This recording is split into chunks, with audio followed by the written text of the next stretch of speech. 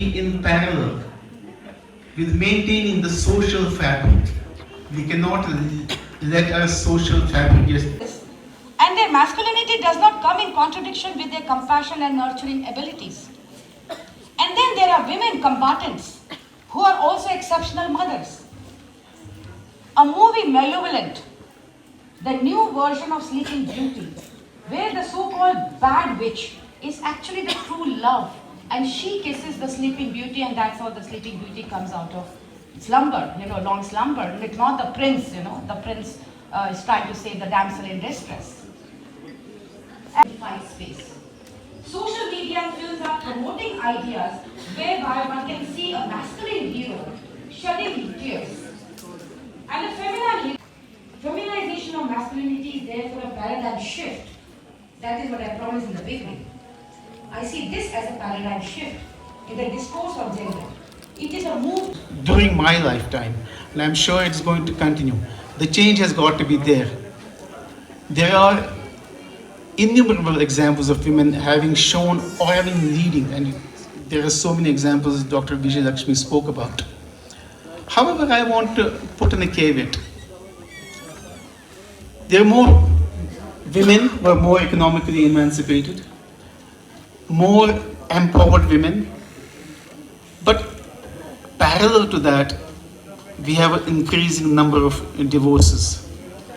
We have an increasing number of, a very high rate of divorces. Somebody said the woman is the enemy of the woman.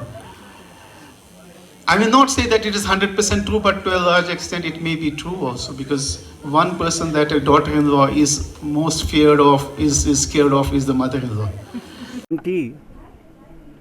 India की presidency के संदर्भ में जो बहुत से events organise किए जा रहे हैं, उसके क्रम में आज क्लस्टर यूनिवर्सिटी द्वारा यहाँ पर जेंडर सेंसिटाइजेशन और जेंडर इश्यूज़ को लेकर ये 2 दिन की इंटरनेशनल वर्कशॉप यहाँ पर आयोजित की गई है।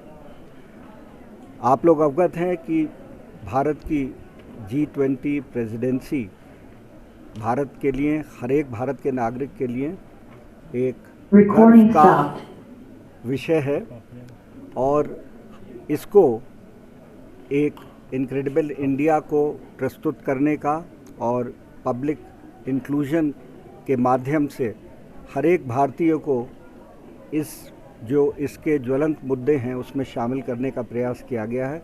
अभी आपने देखा कि कश्मीर में G20 टूरिज्म वर्किंग ग्रुप का यहाँ पर आयोजन किया गया था सक्सेसफुली, और जेंडर इक्वालिटी के बारे में माननीय प्रधानमंत्री श्री नरेंद्र मोदी जी का स्पष्ट मत है कि हमको केवल विमेन डेवलपमेंट की तरफ नहीं जाना है, बल्कि विमेन लेड डेवलपमेंट की तरफ जाना है। बहुत सी स्कीम्स भारत सरकार की हैं जिसमें नारी शक्ति को सेंट्रल प्लेस रखा जा रहा है in the development process, growth process and in the peace process.